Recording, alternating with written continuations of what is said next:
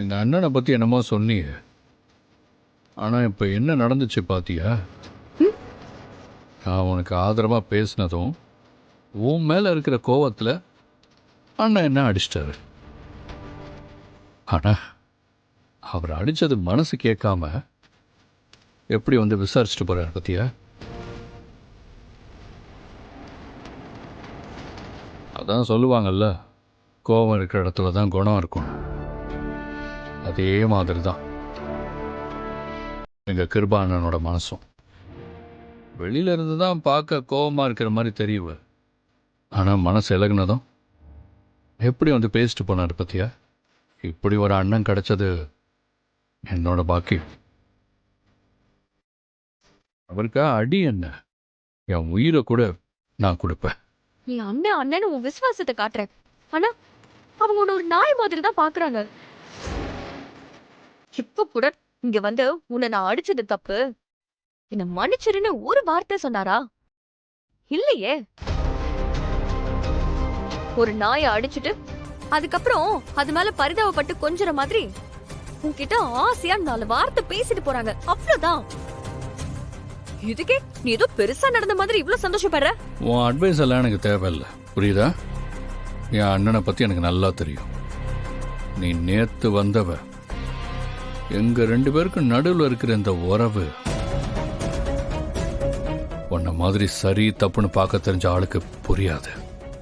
இவ்வளவு சொல்லியும் இவன் இன்னும் அவங்களை இப்படி கண்மூடித்தனமா நம்பிக்கிட்டு இருக்கா?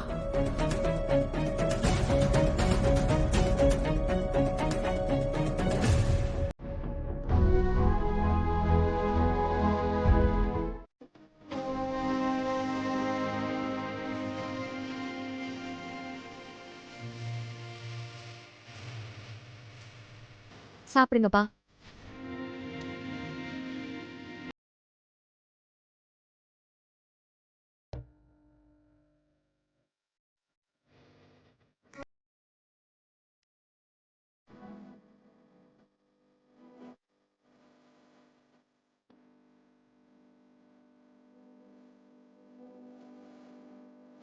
என்னாச்சுப்பா? நீங்க 2 பேரும் என்னை பாத்துக்கிற விதத்துல என் மனசே நிறைஞ்சு போச்சுமா. நீ என்னன்னா அப்பாவுக்காக அவ்வளவு பெரிய ரிஸ்க் எடுத்து ரேஸ் ஓட்டி என்னை ஹாஸ்பிட்டல்ல ரொம்ப நல்லபடியா பாத்துக்கிட்டம்மா. டிஸ்சார்ஜ் ஆகி வந்ததுக்கு அப்புறம் தீபாவும் அடிக்கடி வந்து என்னை பாத்துக்கிறா.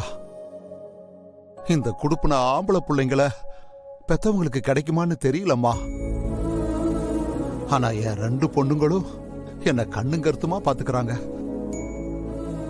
அதை நினைச்சா எனக்கு ரொம்ப சந்தோஷமா இருக்குமா. அப்பா, உங்களை நாங்க பாத்துக்காம வேற யாருப்பா பாத்துப்பா? என்னை விட தீபாக்கா தான் ஹாஸ்பிட்டல்லையும் வீட்லயும் உங்க கூடவே இருந்து அக்கறை எடுத்து நல்லா பாத்துக்கிட்டாங்க.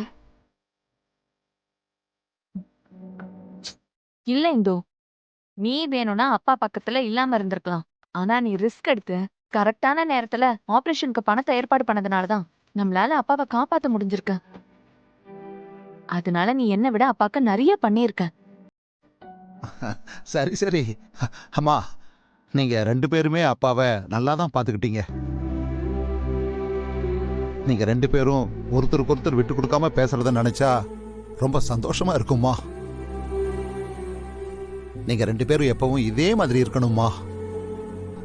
மா, ரொம்ப நாளா ஹாஸ்பிட்டல்ல ஒரே ரூம்ல இருந்தது ஏதோ அடப்பட்ட மாதிரியே இருக்குமா. அப்பா, அம்மா, ஏமா பாரதி எப்படிமா உங்ககிட்ட வந்துச்சு?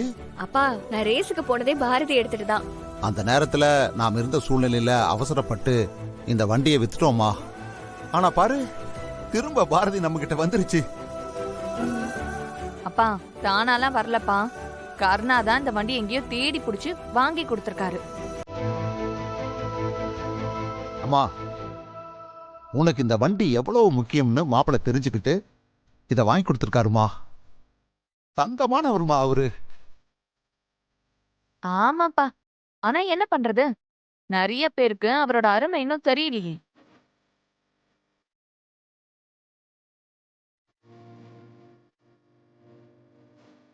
சரி இந்து, நான் கிளம்புறேன். வீட்ல தேடுவாங்க. அக்கா, ஒரு நிமிஷம். நான் உன்கிட்ட ஒரு முக்கியமான விஷயம் பேசணும். என்ன இந்து, சொல்லு. அக்கா, இதுக்கப்புறம் அப்பாவுக்கு மாசம் மாசம் மருந்து மாத்திரை செலவெல்லாம் அதிகமா இருக்கும். அதனால நீயும் ஏதாவது ஒரு வேலைக்கு போய் சப்போர்ட் பண்ணா கொஞ்சம் நல்லா இருக்கும். ஐயோ, நம்ம கிட்ட இருக்கிறது டூப்ளிகேட் சர்டிபிகேட்னு தெரியாம இவ இப்படி பேசுறாளே. அந்த சர்டிபிகேட்டை வச்சுக்கிட்டு நான் எந்த கம்பெனிக்கு வேலைக்கு போக முடியும்? அக்கா, என்னாச்சு? ஏன் ஒன்னும் சொல்லாம அமைதியா நிக்கிற? அது அது வந்து அக்கா, நீ தயங்குறத பார்த்தாலே உனக்கு வேலைக்கு போறதுல விருப்பம் இல்லைன்னு நினைக்கிறேன். பரவாயில்லக்கா, எங்களுக்காக ஒன்றும் பண்ண வேணாம். ஆனா உனக்காகவாச்சு நீ ஏதாவது கொஞ்சம் சேர்த்து வச்சுக்கோக்கா. உனக்கே எப்பயாவது தேவைப்படும். இது கொஞ்சம் யோசனை பண்ணி பாரு. ஐயோ இந்து, அப்படியெல்லாம் ஒண்ணும் இல்ல இந்து. நீ மட்டும் கஷ்டப்படுறத பாக்குறப்போ எனக்கு சங்கடமா தான் இருக்கு. உனக்கு ஏதாவது ஹெல்ப் பண்ணணும்னு தான் தோணுது. நீ கொஞ்சம் பொறு. நான் வீட்ல கார்த்திக்கிட்டையும் என் மாமனார் மாமியார்கிட்டயும் கேட்டு ஒரு நல்ல முடிவா சொல்றேன். மா, அதெல்லாம் ஒன்றும் வேணாம்மா. உங்களுக்கு எதுக்கு தேவையில்லாத வீண் சிரமம்? நான் நல்லா தானம்மா இருக்கேன். இப்பவே எழுந்து நடக்க ஆரம்பிச்சிட்டேன். இன்னும் கொஞ்ச நாள் ரெஸ்ட் எடுத்தேன்னு வச்சுக்கோ, பழைய மாதிரி நான் வேலைக்கு போய் என் செலவு எல்லாத்தையும் நான் பார்த்துப்பேன். நீங்க எதுக்குமா கஷ்டப்படுறீங்க? அப்பா, அதெல்லாம் ஒண்ணு வேண்டாம். இப்போ நீங்க இருக்கிற நிலைமைக்கு இதுக்கப்புறம் நீங்க வேலைக்கே போக கூடாது. நாங்க 2 பேரும் உங்களை பாத்துக்கிறோம்.